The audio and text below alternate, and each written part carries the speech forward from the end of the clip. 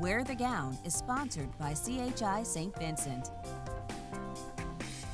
Well, they're back. Fall sports in schools all across Arkansas, and they can be so much fun and they're exciting. And we want to keep them that way. So instead of the jersey, this morning we wear the gown. Here's Craig O'Neill.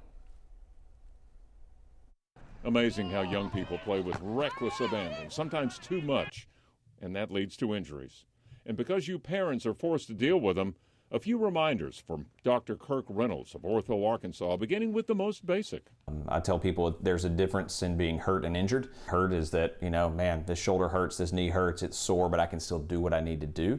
And when it's an injury, yes, it hurts, it's sore, it's painful, but I also can't do the things that I need to do. And those are the times that we want the parents to be aware and bring them in to be checked out. And you name the sport, knees and shoulders get a lot of attention. If your son or daughter comes home from sports and their knee is really swollen, most of the time people say it looks like a grapefruit, that's the time it needs to be checked out. And for shoulders, difficulty moving the arms, loss of motion, feeling like the shoulder is weak. Major and minor injuries, orthopedists deal with them all. But in all sports, there is one injury now that is the toughest of them all: concussions. You can't get an x-ray and see a concussion. You can't get a CAT scan and see a concussion. You have to really follow the symptoms. And so that's where I think parents can be very diligent in being an advocate for their student athlete. And parents, this is what you watch out for. Complaining of a headache, they're complaining of light sensitivity, they seem confused, they seem lethargic.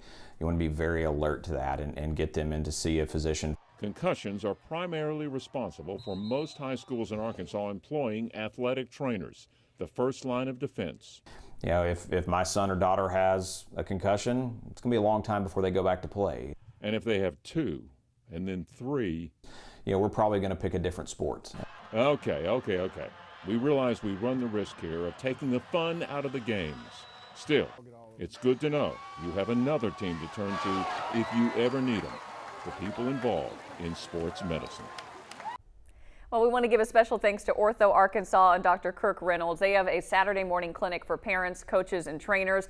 No appointment necessary.